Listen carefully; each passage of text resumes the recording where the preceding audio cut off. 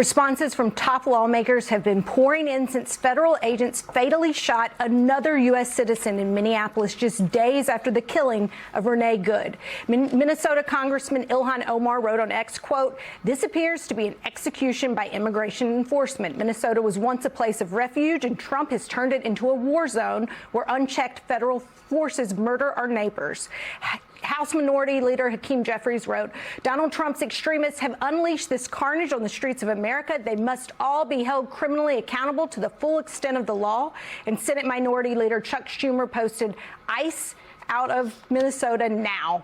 Meanwhile, both Vice President J.D. Vance and Donald Trump are zeroing in on the presence of a weapon on the victim, despite the fact that both open and concealed carry are legal in Minnesota.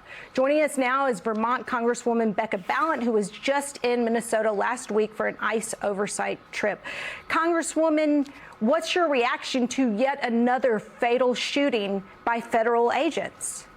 I am filled with just white-hot rage, and I know that I speak for my colleagues on the Democratic side of the aisle, as well as my constituents back in Vermont. And watching Kristi Noem in that press conference, she's essentially saying to us, your government will kill you in order to keep you safe. Because she keeps saying they're there to keep people safe and secure. And what I see is that they are not only willing to kill us, they are willing to lie about it shamelessly. This isn't about law enforcement. This isn't about immigration enforcement. This is about power and control. And the fact that this young man was brutally, in my opinion, executed. I've seen the videos from every different angle, and I don't know how you can come to any other conclusion. And Kristi Noem must be impeached, and the Senate cannot vote to have any additional ICE funding. This is a lawless agency at this point, and we are not safer for having them out on our streets. Congresswoman, one of the claims that this administration has made about the circumstances of today's shooting is that Mr. Preddy had a firearm on him. It's a strange state of the world in which I'm asking a Democrat to defend Second Amendment rights to a Republican administration, but you are also from a state, Vermont, that allows open carry and concealed carry. That's right. Could you explain what someone's rights would be in a circumstance like the one that we saw today, based on the facts that we know? And would they be allowed, in your state or in Minnesota, would they be allowed to have a firearm? Absolutely. He was legal to carry. He was within his rights. He was not doing anything with his firearm to threaten anyone. The only thing he had in his hand was a phone. He was documenting for all of us across this country. He was documenting in real time what was happening. He was not threatening them. In fact, as your previous guest said, he was trying to help somebody who'd been pushed into the ice by an agent. He went over to help her. They engaged him. He was not moving towards him. His gun was in his holster or in his waistband. And the fact that our government can go on TV in the moments, after they're already, giving this complete and total BS line that he was brandishing in his firearm. No, he has First Amendment rights that he was exercising. He has Second Amendment rights that he was exercising. And I would like to see Republicans in Congress who serve with me, who are constantly talking about Second Amendment rights. This is your time, folks. This is your time to stand up for the American people. And I just have to say, they are apologists, and they are collaborators, and they have to stand up for us, because right now we have sick bastards in charge. I don't usually use this kind of language, but Noem and Bavino and Stephen Miller, they are not looking out for us. In fact, they are weaponizing an agency against us, and we have to push back strongly. So, Congresswoman, I know you want to speak to your Republican colleagues, but I'm curious if you've reached out to some Democrats this evening, too, because a few Democrats in your coalition, your cohort, they recently voted to help advance ICE funding, much to the disappointment of many Americans who are increasingly growing alarmed at the behavior of the agency. We have Swazi, Golden, Gonzalez, Davis, Gillen, just to name a few. Have you spoken to any of them, and are they singing a different tune tonight?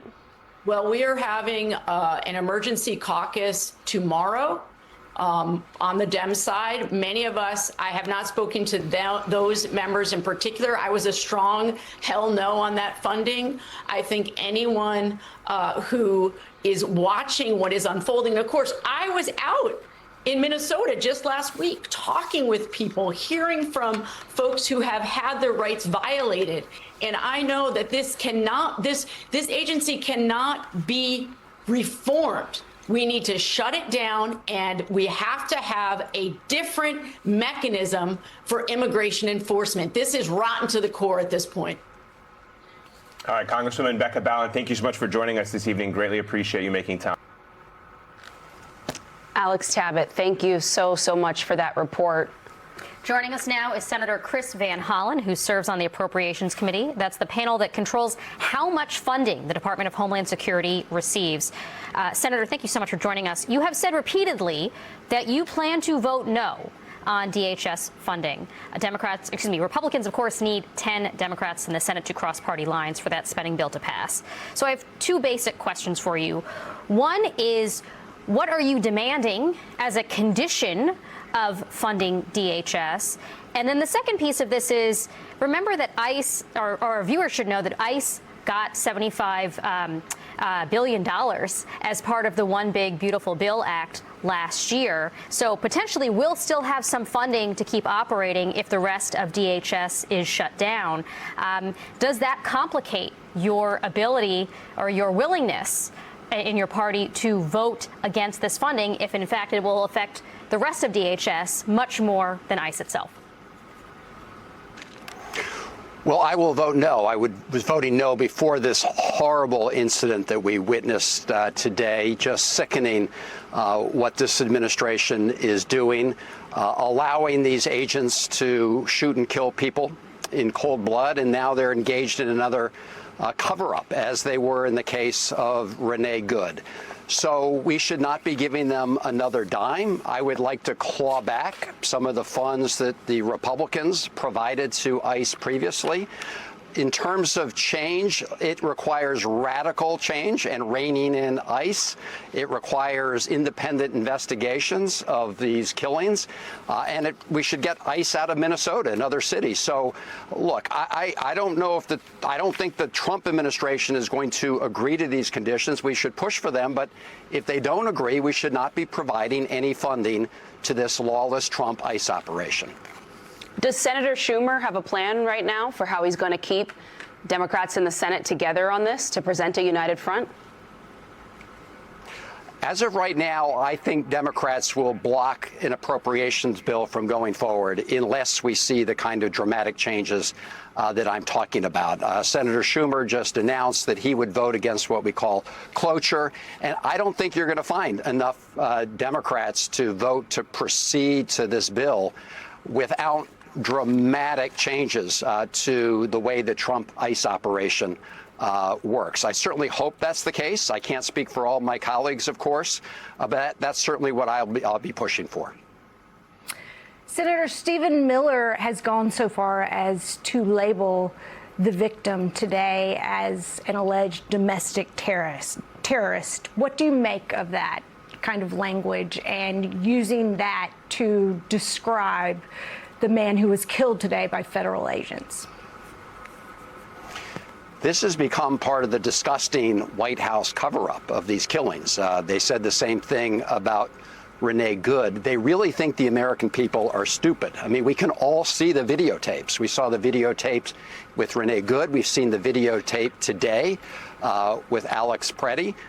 It is clear that Stephen Miller and this White House are engaged in a cover-up, and it's criminal to try to cover up a killing like this. Look, the reality is that the real domestic terrorists, they're in the White House right now. They're people like Stephen Miller. They're people like Donald Trump. They're the ones who are terrorizing these communities, having nothing to do with public safety.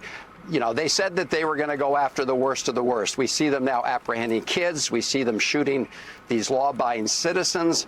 This is totally out of control. And I think that the country and people across the political spectrum are looking at what they're seeing on the videotape and listening to the lies coming out of the White House, and that they're agreeing with those of us who say we cannot continue to provide one dime to this lawless Trump operation. Senator, I'm curious to get your thoughts on the fight over ICE as it goes forward, not just in this particular funding bill, but the future of ICE as an organization and how Democrats can lead the charge to once and for all dismantle this organization as it is. There have been many Democrats reluctant to go that far. How do you bring them on board? And do you think the killing of people like Alex Preddy at the hands of officials there would be enough to tip the scale to once and for all try to dismantle and abolish ICE for good? Well, we certainly need to dramatically overhaul ICE. I mean, it certainly cannot continue to exist in its current form and under its current operators. So I do think that this second awful killing should shake people up. The first step is to get the Democrats to unite, and we would hope some Republicans with a conscience. Federal marshals just arrived at Mar-a-Lago not for a photo op, not for a routine check.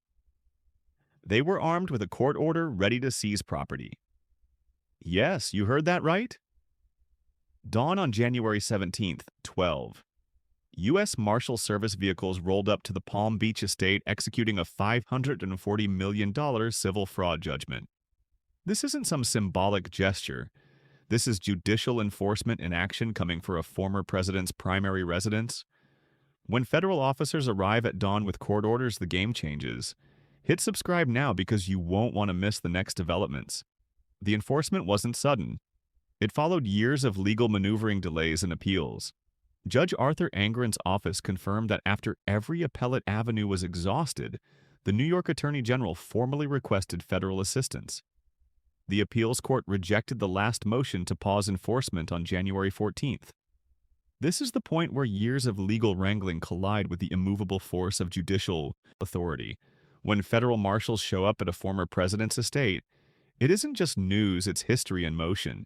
Tensions had been building for months. Missed deadlines, rejected bond proposals, and disputes over property valuations. Everything came to a head on January 14th, when the New York Appellate Division issued a devastating 4-1 decision, upholding the original $454 million judgment, plus accumulated interest, bringing it to $540 million. The court's message was clear: the fraud was extensive, the evidence overwhelming, and further delays were unacceptable. This wasn't about politics, it was about a court saying, enough is enough. On January 15th, the NY Attorney General filed an emergency motion requesting interstate enforcement. 47 pages of evidence documented 11 months of failed compliance. A senior DOJ official reportedly called it one of the most thorough civil enforcement requests ever seen. Judge Patricia Chen approved the order within 18 hours, an unusually fast turnaround. By January 16th, the U.S. Marshals were authorized to act. Properties targeted included Mar-a-Lago, the Trump International Golf Club in West Palm Beach, and 3 additional Florida locations. The order's language was unusually direct. It called out a persistent pattern of delay and obstruction, and ordered immediate enforcement in the interest of justice. Witnesses at Mar-a-Lago described controlled chaos as marshals arrived. Security tried to block entry, but the lead marshal presented the federal court order. This is a federal court order. You can comply or be arrested for obstruction. There is no third option. Deputy U.S. Marshal Rebecca Torres formally served the seizure notice on the property manager. Her voice was steady, her message clear. By order of the United States District Court, this property is subject to judicial seizure to satisfy the judgment. This sent shockwaves across political and legal circles. Enforcement against a former president is extraordinarily rare, and it underscores that civil justice applies to all sources. Say the final straw was a $175 million bond proposal backed by assets already pledged elsewhere. The court ruled this a material misrepresentation. These weren't mistakes. They were deliberate attempts to mislead the tribunal. Once discovered, the AG moved for emergency enforcement, court's view. This kind of bad faith is a clear signal when you repeatedly mislead the court. Enforcement is inevitable. This isn't just about one judgment. Financial impact: Mar-a-Lago alone could fetch $300–500 million at auction, though forced sales often fall below market value. Business disruption: Trump Organization operations from golf clubs to events could be affected, jeopardizing hundreds of jobs. Reputational damage: international partners and banks are reconsidering deals amid uncertainty. Political fallout: campaign ads could feature marshals at Mar-a-Lago polling. Already shows a shift in independent voter attitudes. The optics are devastating for political narratives, claiming political persecution. The rule of law is now visual and unavoidable, legal experts stress. This is a watershed moment for civil justice law. Professor Lawrence Tribe calls it a demonstration that no one is above civil law. Former prosecutor Andrew Weissman notes that misrepresenting assets can transform judicial patience into enforcement action. Meanwhile, social media erupted with accusations of persecution and conspiracy. Threats toward judges and marshals only reinforce why courts lose patience with obstruction. Constitutional scholars warn if powerful individuals can resist enforcement, indefinitely the system collapses.